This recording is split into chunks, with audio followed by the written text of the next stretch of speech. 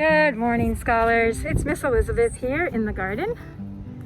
And Andrew's been coming out here to water it some.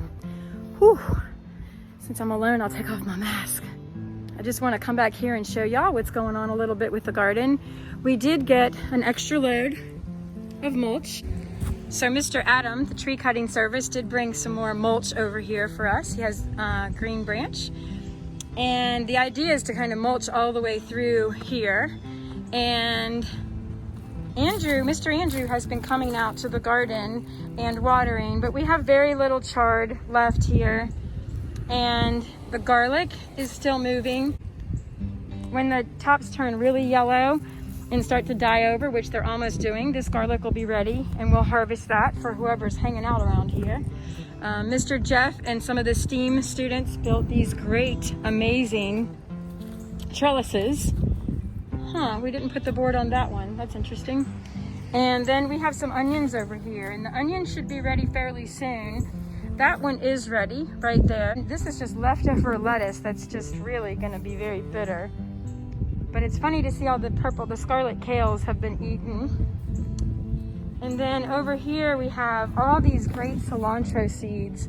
And what I'm gonna do is just literally put this right over into the bed. Do you know why I might do that? And we're gonna let it die off right here. Why might I do that? We'll come back to that at the end. If you can think, maybe you should tell me. So this was cilantro, and then it flowers, and then obviously it goes to seed. So here's a bunch of seeds. Now the green ones are really interesting because they are like a combination between coriander, which is the seed of the cilantro, and the cilantro flavor. But to me, cilantro and coriander are super interesting because they're really two totally different flavors. Actually, the coriander people use in a lot of Indian dishes, whereas the cilantro, in its good day, when it has leaves more like that, people use it in a lot of Mexican foods. So just really diverse to me. But when you take these that are in the middle process and you eat them, you can crunch them up and kind of mash them with some oil and cook with them. You can chop them up and put them in a salad. They have a really nice citrusy kind of cilantro coriander flavor. We have the potatoes over here, and we're waiting for them to get flowers on them, and then they're going to start producing potatoes. Now normally we would keep filling these up all along to the tops with soil so that we get more potatoes, but quite honestly I just don't want to do that right now because I don't want to waste the little bit of compost that we have left. The banana tree that y'all planted is doing great, fantastic, and we still have to get these other two in the grounds, and we really appreciate Mr. Barry for donating those. Over here we had lots of arugula, and the same thing, we have these great seeds here, right? But I'm gonna look at that. You see those seeds? So guess what the seeds are doing? They're going where? Right back where? Same thing that I'm thinking that I'm gonna do over there with the cilantro. So look at those beautiful seeds from the arugula, and we're just gonna let them fall back in. And y'all are gonna be so happy when you see next year in the fall, they'll start coming back out on their own.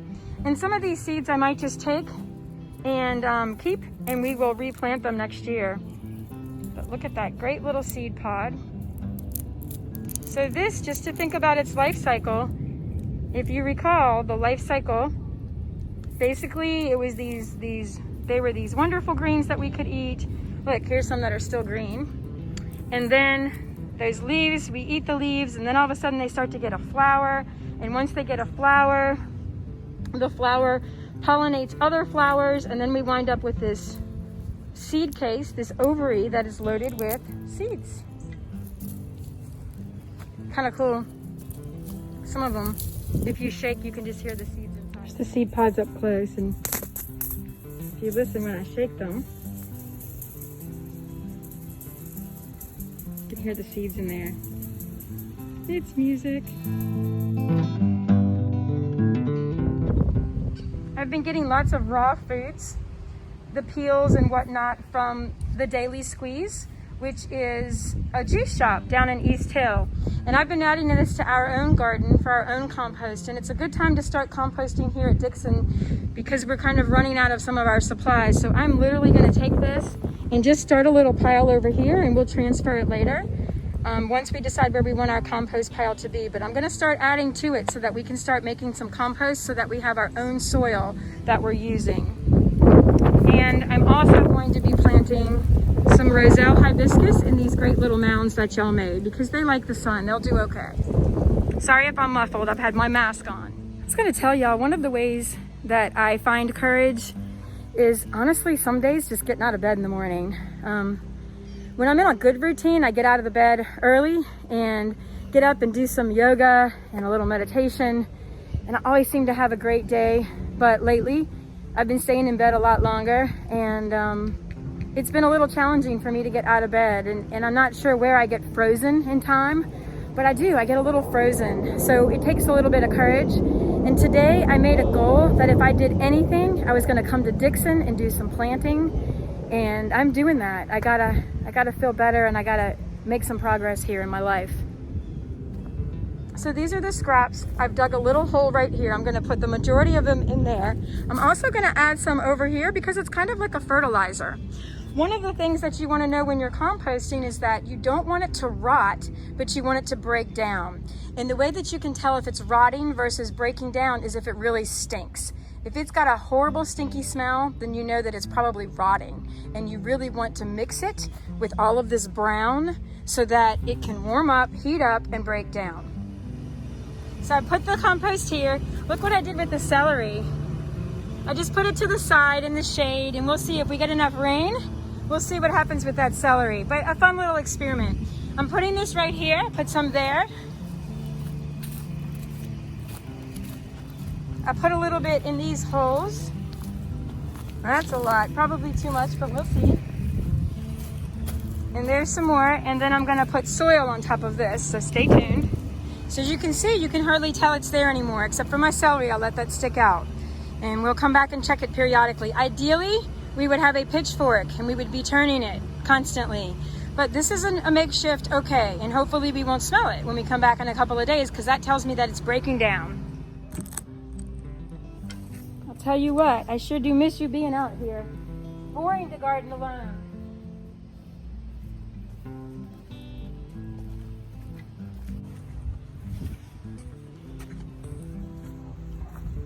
So I put about 2 shovels into each little bed. This one you can still see some of the raw food, but I'll cover that up.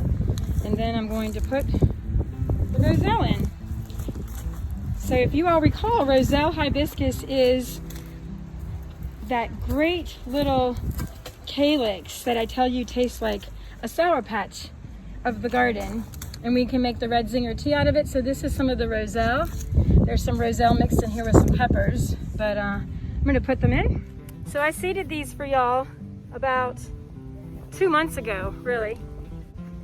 And I just kind of lay some soil down and then throw some seeds in and put some more soil just so it kind of makes it easy. And y'all were supposed to be planting these, but I guess I'll do it. I'm just gonna go ahead and put 3 in each hole because we don't know if they're gonna take, especially because we're not sure how much will get watered out here, but they like the sun, so they should be okay.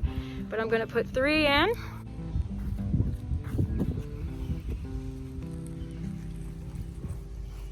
So there they are, right underneath all that great food, and good luck. So they're all on the ground. Interesting to hear an airplane too during this time. And again, we're at April 10th. So hopefully by the fall, y'all are gonna have some Roselle that you can chomp on and be excited about your Sour Patch and make teas and all those kind of great things.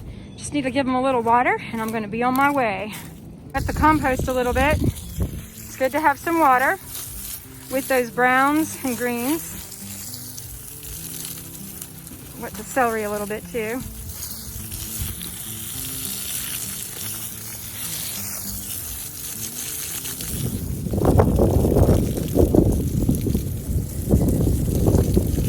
Happy gardening. I hope you start a garden at home. can't wait to share the gardening kits with you. Ooh, we need to get that thing out. That's a briar and we don't want it.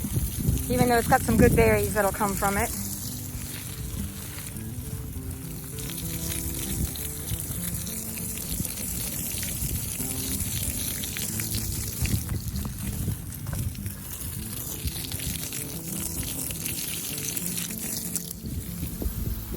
And of course, if the scholars were here, they'd be playing with the water because that's what we do when we see water. Happy break, y'all. Happy safety. Love y'all. So as you can see, I definitely managed to use some courage here, and I got myself out of bed early, got to the garden, which I was going to go to anyway, but I also got to your garden, dropped off a bunch of raw compost, planted some celery in there to see what will happen. And I actually did plant some Roselle Hibiscus for you. So hopefully y'all will see that in the fall producing. So get out there and be brave and courageous.